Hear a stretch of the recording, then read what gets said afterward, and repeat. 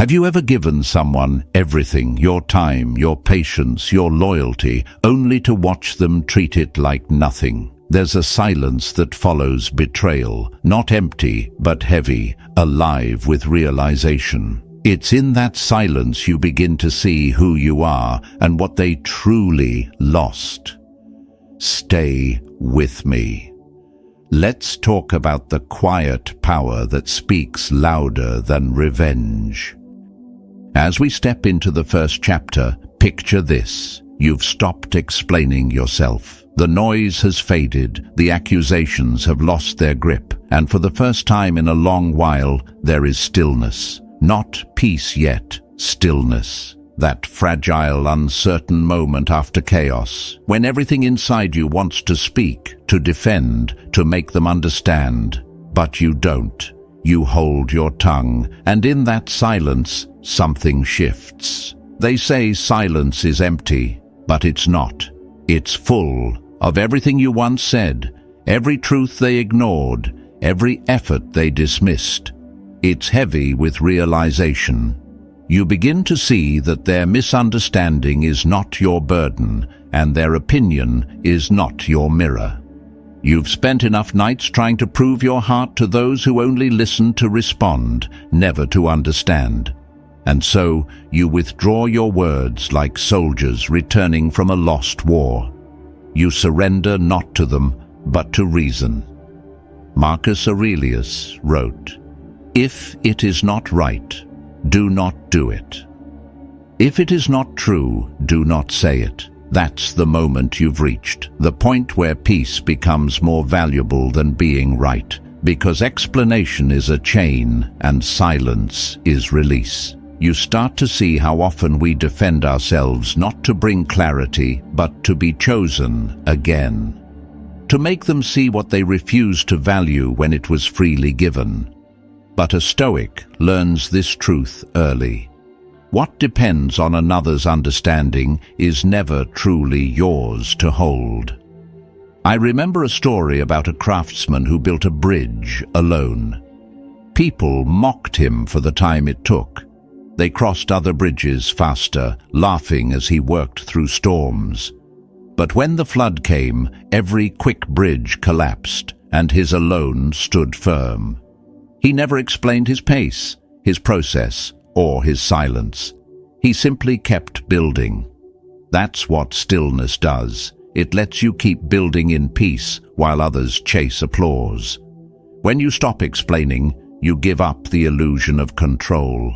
You understand that some people aren't confused by your worth. They just prefer a version of you that's easier to manipulate. You realize that your silence unsettles them, not because it's weak, but because it cannot be controlled. It mirrors their actions back to them without distortion, and reflection is a painful teacher.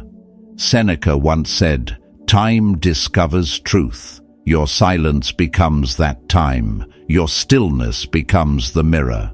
This is not pride, it's clarity. The discipline to say nothing when words would only feed misunderstanding. The strength to let them believe their version if it means protecting your peace. You stop fighting for the role they refuse to see you in. You walk away without bitterness. And that confuses them most, because the world expects drama. It feeds on reaction. But you're learning the Stoic way, to withdraw from the storm. Not to escape, but to master it. So you stand quietly now, watching everything that once demanded your defense collapse under its own noise. What remains is what was always meant to endure: your integrity, your calm, your self-respect. The power was never in proving them wrong. It was in being unshaken when they were wrong about you. There's a kind of quiet that no longer seeks validation. It just exists, like a mountain after thunder, solid, untouched, indifferent to echoes. You've found that quiet. You've stopped explaining, and for the first time, you can hear your own thoughts again. That's where true strength begins, not in resistance, but in restraint. Because the moment you stopped explaining, the power shifted. and though they may never see it, the universe did. It always does. Let that be enough for now. From here, something even greater begins, the kind of balance that only comes when you no longer chase control, but embody it. Moving into the second chapter, imagine the quiet precision of justice, not as fire, not as thunder, but as time itself unfolding. The world rushes to see balance in flashes of revenge, but the Stoic knows that the universe corrects with silence. You may not witness it, yet the order remains unbroken. What is sown returns, what is given echoes, no sound, no warning, just inevitability. There was a moment you thought walking away meant defeat. You wanted the world to see what they did, to understand your pain. But understanding is not your burden to carry. You see now that karma, in the Stoic sense, isn't mystical or vengeful. It is nature balancing itself. Every deception carries its own decay. Every act of cruelty corrodes the soul that performed it. Marcus Aurelius wrote, "No man can escape his own soul." That is karma, not punishment, but consequence. Think of a liar.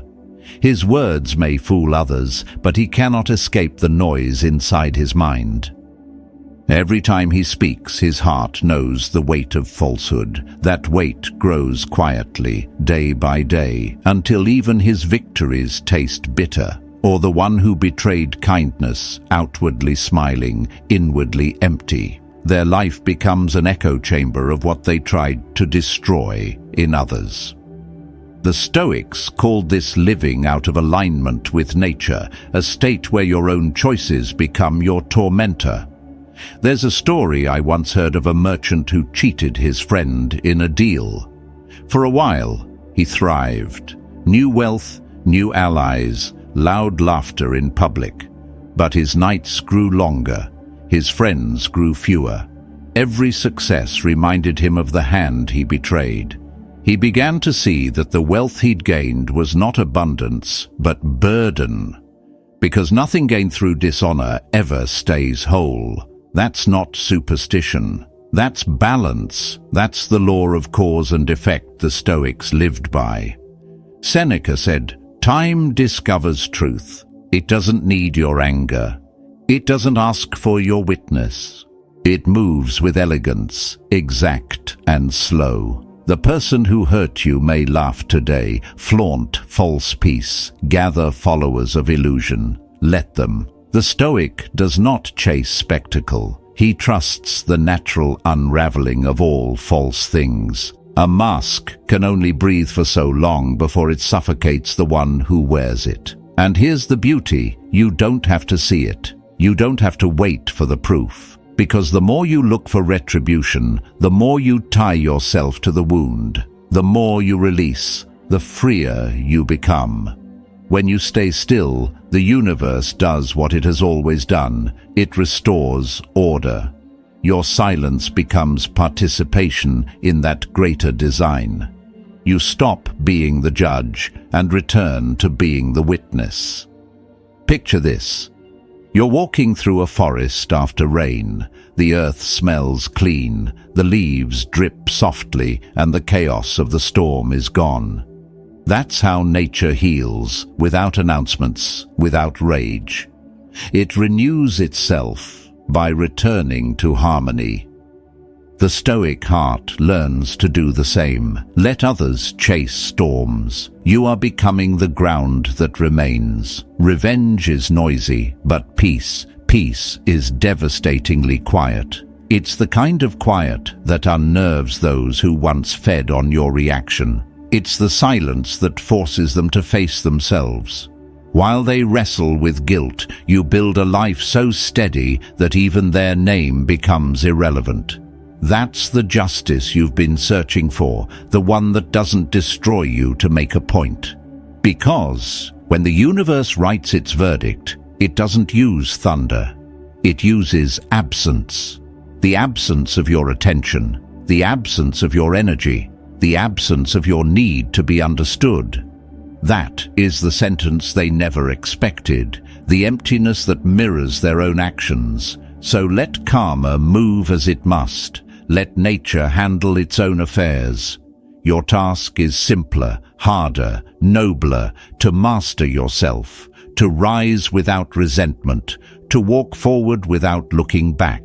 In the quiet mechanics of the universe, everything returns to its rightful place. Some lessons come wrapped in loss, some in time, but all arrive precisely when they should. And as you keep walking, remember this: the one who trusts time never fears delay. The one who lives by reason never needs revenge. From here, we enter the deeper lesson, the art of detachment, where strength no longer comes from fighting back, but from outgrowing what tried to break you. Advancing to the third chapter, imagine standing at the edge of everything that once defined you: anger, longing, the endless need to be understood, and choosing not to step back into it. The air is still. The noise behind you calls your name, but you no longer answer. This is where detachment begins, not as coldness, but as liberation. You see, most people mistake detachment for indifference. They think the Stoic heart feels nothing. But that's not true. It feels deeply. It simply refuses to drown. Detachment is not the absence of emotion. It's the mastery of it. It's choosing to hold peace like a blade, sharp and controlled. When life provokes, you don't flinch. You don't react. You respond with clarity. Marcus Aurelius wrote, "Choose not to be harmed, and you won't be." It's not the event that wounds you, it's your judgment of it. There was a man I once knew who lost everything in a single season: his job, his marriage, his sense of direction. People pitied him, whispering behind his back, expecting collapse. But each morning he still rose before dawn, walked in silence, and wrote down 3 lines in a worn notebook. When asked what he was doing, he said, "Training my mind to obey." He had learned the Stoic art of standing still while the world burned. And slowly, the fire around him revealed not destruction, but refinement. That's what detachment is: refinement. It's the fire that purifies without consuming. You begin to understand that control was never about changing others. It was about mastering yourself. You stop explaining to the one who won't listen. You stop fighting for fairness in an unfair world. You stop expecting peace from chaos. Because now you see what the Stoics meant when they said, "You have power over your mind, not outside events." The storm may still rage outside, but inside there is order. The one who lives without this order is a slave to emotion. The one who cultivates it becomes untouchable. You learn to sit with discomfort without reacting, to observe pain without identifying with it. You realize that losing what isn't aligned with your soul isn't loss, it's correction. And the longer you remain calm, the more clearly truth reveals itself. Epictetus taught that a ship's captain cannot control the sea, but he can control the rudder. The winds may shift, the waves may rise, but mastery lies in steering the vessel within. That's what detachment gives you, the steady hand to navigate chaos without being claimed by it. People may misunderstand your calm. They may think your silence is surrender. Let them. You're not retreating, you're reclaiming the energy that once fueled battles that never deserved you. I once saw a friend at a funeral, his face serene while others wailed. Someone whispered, "He must not care," but I knew better. He cared so much that he refused to make grief a performance. His quiet strength comforted more than 1,000 words. That's what Stoic detachment looks like. Not the denial of feeling, but the refusal to be enslaved by it. There's a power in not reacting, in not explaining, in not chasing closure. You start to notice how stillness unsettles those who thrive on control. They push, expecting anger. They provoke, hoping for proof they still matter, but you offer nothing, no scene, no reply, just stillness. And that's when the balance shifts. The one who controls his reaction controls the outcome. You begin to live differently. You no longer rush to correct every lie or chase every apology. You let your life become your statement. You realize that your calm is more intimidating than your rage ever was, because rage says, "You still have power over me." Calm says, "You never did." So you detach, not from love, but from illusion. You detach not because you no longer care, but because you care too much to stay where peace cannot live. And when you do, the noise fades. The pain softens. The need to be seen dissolves. What remains is clarity, the rarest form of strength. In that space, you find yourself again, whole, quiet, steady. The storm ends not because it stops, but because you learned how to walk through it untouched. That is detachment, not escape, but elevation. And as this calm takes root, something new begins to grow. An understanding that forgiveness, too, is not weakness, but wisdom. Because the one who has mastered detachment is now ready to master the hardest virtue of all, letting go. Now imagine the fourth chapter, where forgiveness stands not as surrender, but as victory. You've learned to stay silent, to trust time, to detach from the noise, and now the final test arrives. The heart asks, "Can I forgive without reopening the door?" Forgiveness is the last mountain, not because it's steep, but because it demands that you lay down the weapons that once protected you. It begins quietly. No ceremony, no apology. Just the realization that carrying anger has become heavier than the pain itself. You start to see that hatred doesn't punish the one who wronged you, it poisons the one who keeps it alive. Seneca warned, "He who suffers before it is necessary suffers more than is necessary." And holding on to resentment is exactly that, a second wound inflicted by your own hand. There was a woman I met years ago who was betrayed by someone she trusted with everything. For months, she replayed the betrayal in her mind, trying to understand how love could turn into deceit. Her bitterness grew roots. She stopped sleeping, stopped laughing. One day, she said, "I can't move on until they pay for what they did." And I told her the truth no one had said before. They already are. You're just carrying their sentence. That day, she wrote a single line in her journal, "I forgive, not because they deserve peace, but because I do." That was the first night she slept in full silence. Forgiveness, in the Stoic sense, is not about exonerating others. It's about freeing the self from captivity. It's not a moral trophy, it's a form of self-mastery. Epictetus said, "When you are offended at someone's fault, turn to yourself and study your own failings." Not to blame yourself, but to remember, we all falter under emotion. You can acknowledge the wrong without keeping it alive. That's the paradox of Stoic compassion. It has empathy, but no dependency. To forgive is to stop bleeding from the same wound. It's closing the book without tearing out the pages.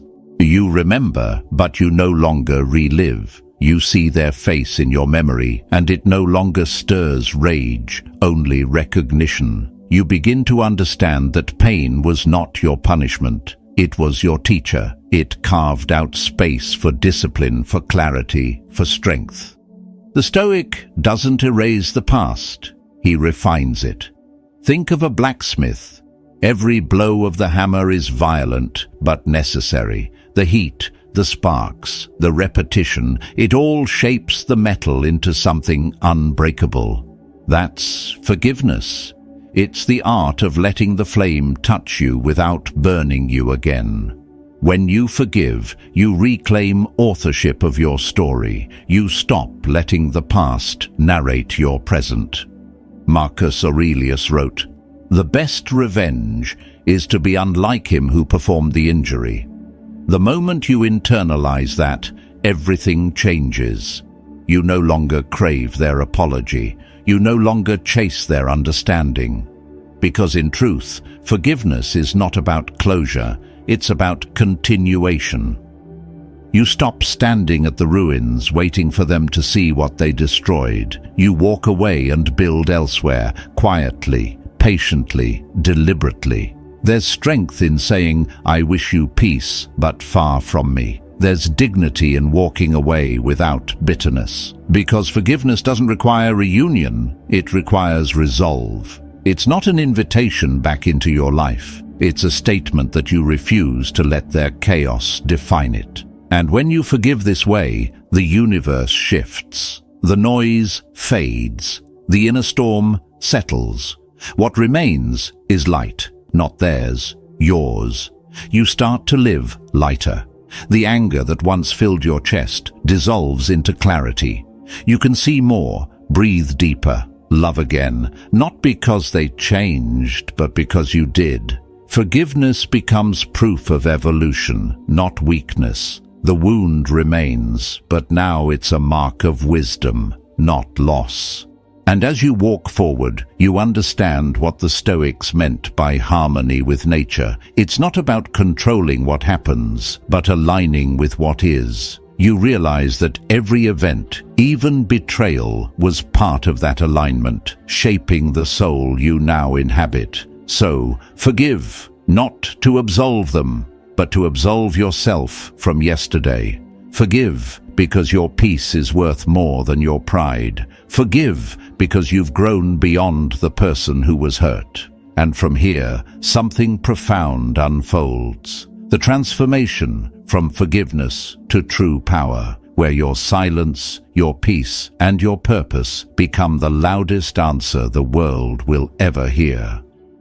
From here, the story shifts from forgiveness to transformation, from releasing the past to reclaiming your strength. The world still talks, the noise still moves, but you no longer bend beneath it. There's a calm in you now, a stillness that unsettles those who once tried to shake it. They call it distance. You know it's mastery. You begin to see what true power looks like. It's not in the loud return, or the dramatic comeback, or the need to prove who you've become. It's in restraint. It's in the quiet discipline of someone who no longer explains, no longer argues, no longer reacts. You've entered the domain of the Stoic, the place where power no longer seeks attention because it carries certainty. There was once a soldier who, after years of battle, returned to a city that no longer remembered his name. He could have shouted his victories, demanded honor, reclaimed old glory. Instead, he walked through the crowd unseen, carrying peace like armor. A man asked him, "Don't you wish they knew what you've done?" He smiled and said, "Those who matter already do." That's what inner strength feels like, the contentment of no longer needing validation for what's already proven by how you live. Marcus Aurelius wrote, "Waste no more time arguing what a good man should be. Be one." And that's where you stand now. The work is no longer to convince anyone. It's to embody everything the storm tried to take from you: dignity, calm, discipline. You realize the Stoic secret. When you focus on becoming unshakable, the world adjusts itself around your steadiness. Every insult, every betrayal, every injustice that once haunted you has now become the forge that shaped your composure. You've stopped demanding justice from those incapable of giving it. You've stopped expecting closure from those who lack honesty. Instead, you've built something they can't reach: self-command. And that's the form of power that lasts. Your silence speaks now, not out of fear, but because words are too small for the lessons you've learned. Your glow, your focus, your forward movement, they've become your language. The people who once misread your kindness as weakness now feel the weight of your absence. They thought your calm meant surrender, but they see now it was evolution. Seneca said, "The greatest remedy for anger is delay." You've learned to wait, not in resentment, but in wisdom. You understand that time always reveals what truth conceals. You no longer chase retribution because you see that every action carries its own correction. The universe needs no witness. It needs only patience, and while they search for meaning in your silence, you build quietly. You work. You rise. You protect your peace like a sacred flame. You no longer let gossip dictate your energy.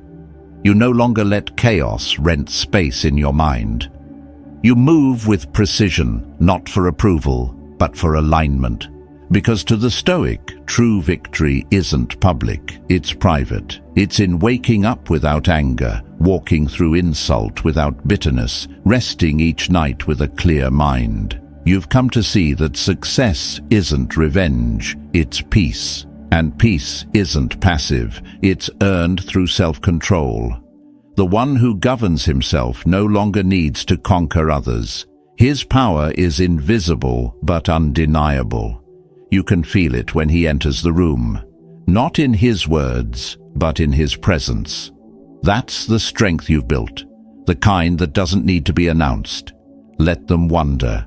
Let them speculate. Let them speak about the person you used to be while they watch a version they can no longer touch. You've transcended the conversation. Because growth doesn't seek applause, it leaves it behind. At this stage, you understand that the true Stoic doesn't rise to prove anything to the world, he rises to fulfill his nature. He stands where others fall, not out of pride, but out of peace. And while others chase noise, he builds legacy in silence. So stand tall in your calm. Let your discipline be your defense, your serenity, your rebellion. You've mastered the art of moving through chaos untouched. And as you carry this forward, remember, there is one final lesson left. The lesson of renewal, where the pain that once defined you becomes the foundation for a new kind of life. One led not by reaction, but by reason. At this stage, renewal begins, not the kind born from noise or celebration, but the quiet rebuilding that happens when no one is watching. You've walked through pain, you've learned detachment, you've forgiven, and now there's only one direction left: forward. Not toward revenge, not toward recognition, but toward alignment with who you were always meant to be. The world around you still moves fast. It screams for reaction, demands display, craves validation, but you've grown past that. You've outgrown the need to prove, to defend, to be understood. There's a steadiness in your breath now, a rhythm that no longer matches the chaos outside. The same people who once drew power from your reaction now find nothing to hold on to. You've become air, untouchable, necessary, and free. Marcus Aurelius wrote, "The happiness of your life depends upon the quality of your thoughts." You start to understand this not as a quote, but as a way of living.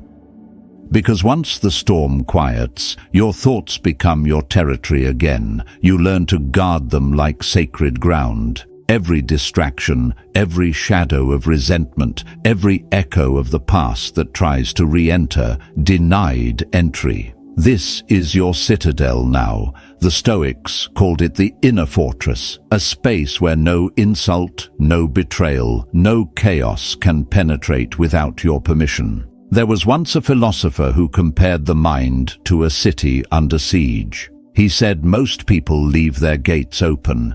Every rumor, every fear, every desire walks in freely.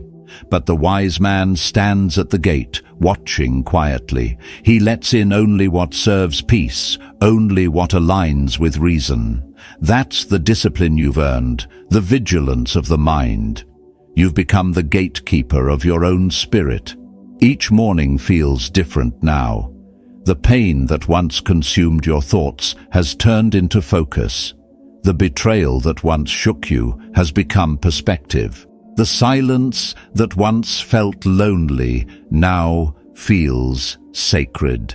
You begin to see that life isn't about avoiding pain, it's about transforming it into wisdom. The Stoics never promised a painless life, they promised an unbreakable one. Epictetus taught, "No man is free who is not master of himself." And that's what freedom truly means, not escaping the world, but no longer being enslaved by it. You don't need revenge because you've reclaimed your direction. You don't need validation because you've reclaimed your purpose. You don't need closure because you've already closed the door with peace. There's a quiet dignity in living this way. You don't rush. You don't chase. You move with purpose, knowing that stillness is not stagnation. It's strength under control. You've stopped seeking meaning in what was lost and started creating meaning in what remains. That's renewal. It's not about replacing the old, it's about refining the essential. I once saw an old tree standing alone on a hill.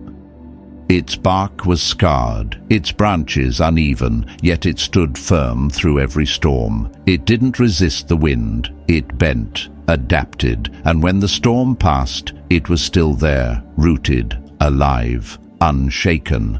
That's you now. The same storms that tried to break you only deepened your roots. You no longer fear what comes next, because you've met adversity and realized it can't destroy what's disciplined. Your silence became wisdom, your pain became purpose, your endurance became your message. You've stopped waiting for justice to appear because your life itself became proof of order. Every calm step, every choice made without anger, every act of integrity, it all builds the kind of presence that cannot be ignored. You've become your own justice. So as you move forward, remember this. The Stoic path isn't about escaping emotion, it's about governing it. It isn't about perfection, it's about progress in the face of imperfection. And the reward for mastering yourself isn't applause, it's peace. Now, when they think of you, they'll remember the silence that followed, the calm they couldn't shake, the glow they couldn't understand. But you won't be looking back anymore. You'll be too busy living in alignment with reason, with peace, with strength, because this is where the journey was always leading, not to revenge, not to closure, but to renewal. And the one who has rebuilt himself from the ashes doesn't rise to prove anything. He rises simply because it's his nature to rise. Entering the 7th chapter, you realize the story has come full circle. The same silence that once felt like loss now feels like power. The same absence that once hurt now feels like freedom. You no longer crave understanding, nor wish the past had been kinder. You understand now they were only chapters, not your ending. There's a stillness in the air around you. You move through the world differently, not softer, but steadier, not colder, but clearer. The lessons you've carried have refined you into something the old you could barely imagine. You've stopped asking, "Why did this happen to me?" and started asking, "What is this shaping within me?" And that single shift from victim to architect changes everything. The Stoics often spoke of amor fati, the love of fate. To love not only what happens, but because it happens. It's the art of saying yes to life as it is, not as we wish it to be. That's where you stand now. You no longer fight the past. You integrate it.